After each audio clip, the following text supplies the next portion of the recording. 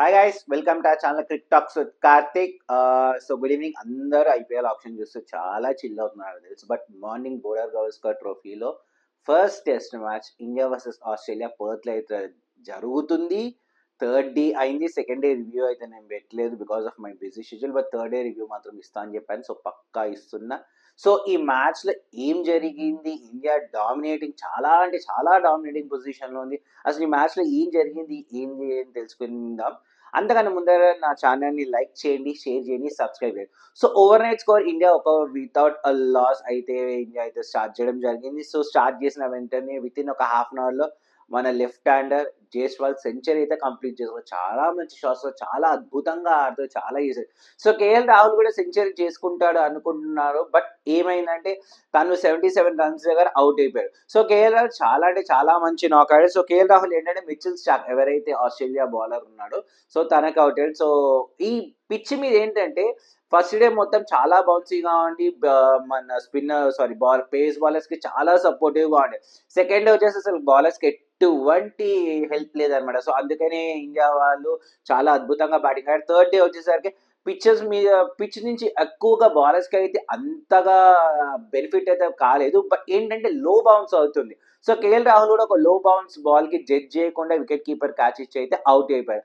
So ఏంటంటే తర్వాత దేవదత్ పట్టికల్ వచ్చాడు. పట్టికల్ కూడా ఫస్ట్ ఇన్నింగ్స్ లో డక్అవుట్ అయ్యాడు. సో ఈసారి అటువంటి ప్రాబ్లం ఏం లేకుండా దేవదత్ పట్టికల్ ఇంకా జైస్వాల్ ఇద్దరు కలిసి ఒక స్టెబిలైజ్ స్కోర్ ఇస్తారు. సో దేవదత్ పట్టికల్ 23 రన్స్ అయితే స్కోర్ చేస్తారు. సో ఇండియా ఏమైందంటే మన లంచ్ టైం కి చాలా అద్భుతమైన అంటే ఒక కంఫర్టబుల్ పొజిషన్ ఉంది. బట్ లంచ్ అయిపోయిన వెంటనే దేవదత్ పట్టికల్ అవుట్ అయిపోయాడు. మన స్లిప్ లో క్యాచ్ ఇచ్చాడు. ఎవర్ బౌలింగ్ లో అంటే హేజల్వుడ్ బౌలింగ్ లో. హేజల్వుడ్ చాలా మంచి బౌలర్. హేజిల్వుడ్ వికెట్స్ ఇవ్వకపోయినా చాలా కంటెంటెంట్ గా అంటే రన్స్ ఎక్కువ ఇవ్వకుండా బౌలింగ్ చేశారు. సో దేవదల్ పడికల్ వచ్చి మనకు అవుట్.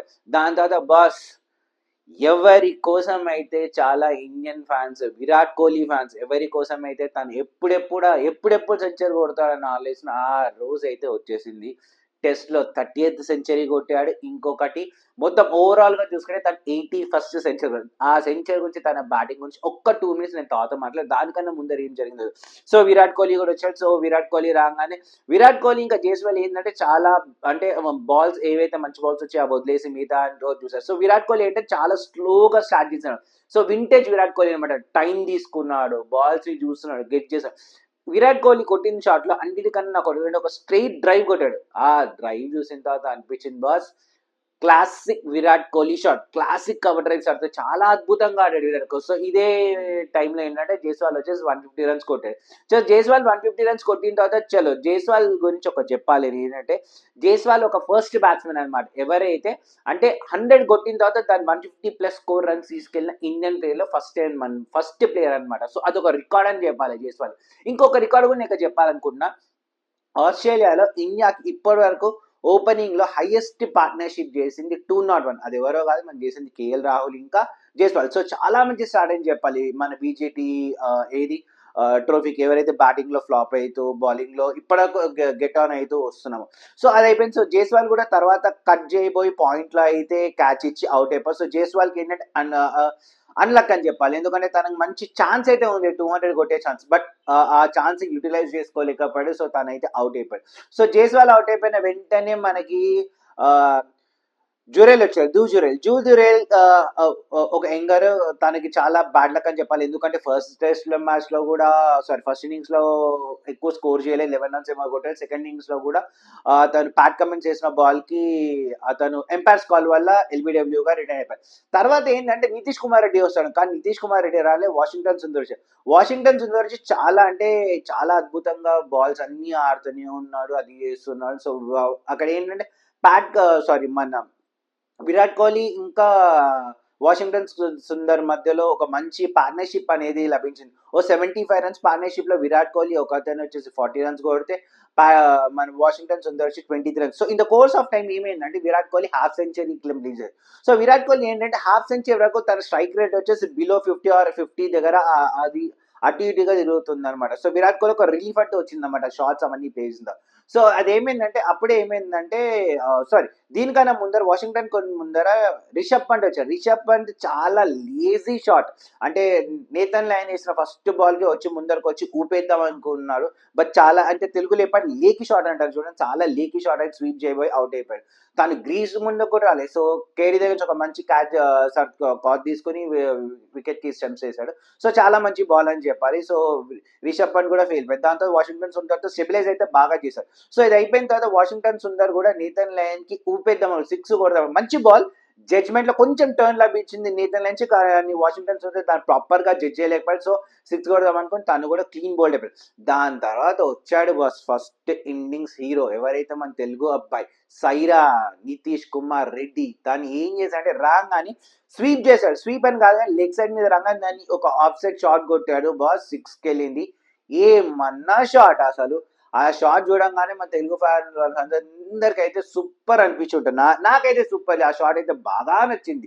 సో ఏమైందంటే అప్పటి వరకు ఇండియన్స్ ఏంటంటే ఒక మైండ్ సెట్ ఆర్డర్లో, లైక్ అంటే డిఫెన్సివ్ మైండ్ సెట్ ఆర్డర్లో రాగా నితీష్ కుమార్ రెడ్డికి నాకు తెలిసి కోచ్ గౌతమ్ గంభీర్ ఇంకా మన కెప్టెన్ జస్ప్రీత్ బుమ్రా అయిపోయింది ఇంకా చాలు, వీఆర్ మనం ఇంకో end of the day declare చేద్దాం అనే మైండ్ సెట్ తో ఉన్నట్టున్నారు. బట్ నితీష్ కుమార్ రెడ్డి రాగానే స్ట్రైక్ రేట్ అనేది చాలా అద్భుతంగా ముందుకు వెళ్తూ ఉన్నారు. అప్పటి వరకు స్లోగా కన్సిస్టెంట్ గా డిఫెన్సివ్ మోడ్ లో ఆడుతూ వెళ్తున్న విరాట్ కోహ్లీ అప్పటి నుంచి తన గేర్ ని మార్చాడు. ఏదైతే 50 స్ట్రైక్ రేట్ ఉందనుకో వెంటనే అమాంతం 80కి వెళ్ళిపోయింది అనమాట. సో విరాట్ కోహ్లీ షాట్స్ గురించి చెప్పాలంటే తను కవర్ డ్రైవ్స్ బాగా ఆడతాడు, మన స్ట్రైట్ డ్రైవ్స్ బాగా ఆడతాడు. కానీ ఇవాళ విరాట్ కోహ్లీ స్వీప్ షాట్స్ కొట్టాడు. స్వీప్ షాట్ విరాట్ కోహ్లీ అంతా కూడా కానీ స్వీప్ షాట్స్ కొట్టాడు. అప్పర్ కవర్ కొట్టాడు బాస్, సిక్స్, అది సూపర్ షాట్. చాలా రోజులతో విరాట్ కోహ్లీ ఇట్లాంటి షాట్స్ కూడా ఆడతాడు. పాప మా అప్పర్ కట్ వల్ల అక్కడ ఉన్న ఎవరైతే ఉంటారో మన సెక్యూరిటీగా అతనికి దెబ్బ కూడా తగిలింది పాపం అని చెప్పాలి. దాని తర్వాత లాస్ట్ లో స్వీప్ షాట్ కొట్టాడు బాస్. సో ఏది మన రివర్స్ స్వీప్ షాట్, సూపర్ అంటే super shot. So classic vintage Virat Kohli is back. So Virat Kohli form ఎంత క్రూషల్ లో మన టెస్ట్ సిరీస్ లో మనకి బీజేటీ ట్రోఫీకి ఎంత ఇంపార్టెంట్ గా కరెక్ట్ టైంకి వచ్చాడు. So out of 153 balls Virat Kohli score చేసింది 100 runs. So Virat Kohli score చేయగానే ఇండియా అయితే వాళ్ళ సెకండ్ ఇన్నింగ్స్ డిక్లేర్ చేసింది ఎట్ 478 ఫర్ 6. సో ఏమైందంటే ఆస్ట్రేలియాకి ఇక్కడ మన వాళ్ళు ఒక 525 రన్స్ అనేది ఒక మన ఫోర్త్ ఇన్నింగ్స్ లో వాళ్ళు చేజ్ చేయాల్సి వస్తుంది గెలవాలి.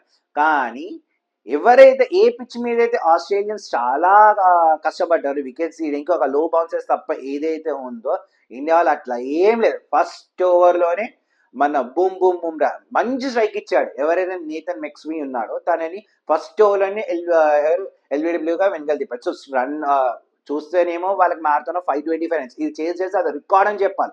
ఆ రికార్డ్ లేదు, ఇండియా మాత్రం ఫస్ట్ లోనే అటాక్ చేయడం. దాని తర్వాత night watchman batsman Pat Cummins వచ్చాడు. ప్యాట్ కమిన్స్ వచ్చి ఆడదాం అనుకోండి, కానీ ప్యాట్ కమిన్స్ ని కూడా మన సిరాజ్ మియా ఎవరైతే ఉన్నాడో తను అవుట్ చేయడం జరిగింది. దాని తర్వాత లబుషేన్ వచ్చాడు. లబుషేన్ ఎటువంటి డేంజరస్ బ్యాట్స్మెన్ తెలుసు. ఫస్ట్ ఇన్నింగ్స్ లో 50 బాల్ తిన్నాడు అబ్బా, 2 రన్లు కొట్టడం. కానీ అక్కడ ఒక లైఫ్ అయితే వచ్చింది తెలుసు. కానీ ఇక్కడ మాత్రం ఎటువంటి తప్పు లేకుండా మళ్ళా కెప్టెన్ బూమ్రా వచ్చాడు, లబుషేన్ వికెట్ గురించి. ఈ బాల్స్ అన్నింటిలో చూస్తుంటే ఇవాళ మొత్తం ఇంతకుముందు చెప్పినట్టే లో బౌన్స్ అనేది బాగా వస్తుంది, రివర్స్ స్వింగ్ అవుతుంది. సో రేపు ఏంటంటే స్పిన్ ఎట్లా బిహేవ్ చేస్తుందో గెస్ చేయడం కూడా చాలా కష్టంగా. సో ఇండియాకి ఏంటంటే కరెక్ట్ ఒక 7 గుడ్ డెలివరీస్ కావాలి ఈ మ్యాచ్ ని గెలవడానికి. కానీ ఆస్ట్రేలియా వాళ్ళకి ఏం కావాలి, 525 రన్స్ కావాలి. సో మోస్ట్ ప్రాబ్లీ ఆస్ట్రేలియా వాళ్ళు ఈ మ్యాచ్ ని వాళ్ళు డ్రా కోసం ఆడతారు కదా, బట్ ఇండియాకే ఈ మ్యాచ్ గెలవడం చాలా అంటే చాలా మంచి ఛాన్స్ ఉంది. 100% ఇండియా గెలుస్తుంది. అది రేపు గెలుస్తుందా ఎల్లుండి గెలుస్తుందా అని తెలియదు. మళ్ళీ చూద్దాం ఏమైతుందా, లేదా ఆస్ట్రేలియా కౌంటర్ అటాక్ చేస్తారు. ఎందుకంటే ఆస్ట్రేలియా దగ్గర ఇంకా మంచి బ్యాటింగ్, స్టీవ్ స్మిత్ ఉన్నాడు, ఎవరు మన ట్రావిస్ హెడ్ ఎప్పుడు ఇండియా కట్టుబెడితే ట్రావిస్ హెడ్ ఉన్నాడు, ఉస్మాన్ కవాజా ఉన్నాడు, మిచెల్ మార్ష్ ఉన్నాడు. వీళ్ళు నలుగురు చాలా అంటే చాలా క్రూషియల్ అవుతుంది. ఇండియా నుంచి మన హర్షిత్ రాణా ఇంకా బూమ్రా నుంచి చాలా ఎక్స్పెక్ట్ చేస్తారు. సో బూమ్రా నుంచి కూడా మంచి వికెట్స్ అయితే. సో బూమ్రా టీంని అయితే ముందంటే బాగా లీడ్ చేస్తాం. మళ్ళీ రేపు ఎలా లీడ్ చేస్తారు, రేపు ఏమవుతుందని మనం ముందరిని చూడాలి. సో ఇది ఇవాళ మ్యాచ్ వచ్చేసి రివ్యూ. నేను చెప్పే కంటెంట్ కనుక నచ్చితే నా ఛానల్ లైక్ చేయండి, షేర్ చేయండి, సబ్స్క్రైబ్ చేయండి. బాయ్.